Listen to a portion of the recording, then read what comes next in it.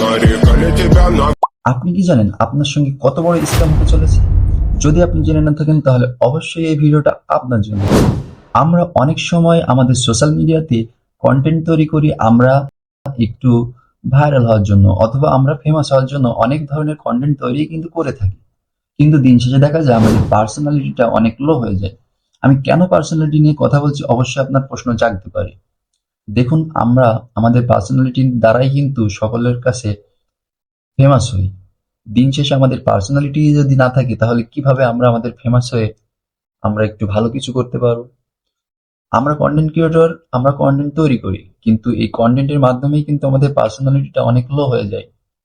আমাদের সমাজে অনেকেই কিন্তু এই কন্টেন্ট ক্রিয়েশন জগতে চলে এসেছে। তারা নতুন নতুন কন্টেন্ট তৈরি করছে, দেন তারা ভাইরাল হচ্ছে, তারা ফেমাস হওয়ার চেষ্টা করছে, তারা একটু পরিচিত হতে চাচ্ছে। কিন্তু এই পরিচিতর মাধ্যমে কিন্তু তারা তাদের পার্সোনালিটিকে অনেক লো করে ফেলছে। কিভাবে লো করছে? আমাদের সমাজে দেখা যাবে অনেকেই অনেক ধরনের ভিডিও তৈরি করে থাকে, কিন্তু এই ভিডিওটা তারা এমন ভাবে তৈরি করে তাদের পার্সোনালিটিটা বজায় থাকে না।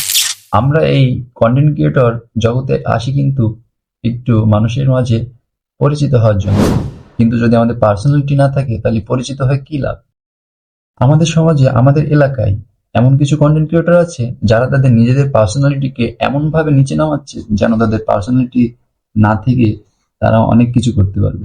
মোটেও না, এটা কখনোই পারবে না। কেউ যদি পরিচিত হতে চায় তবে তার পার্সোনালিটি কিন্তু মেন।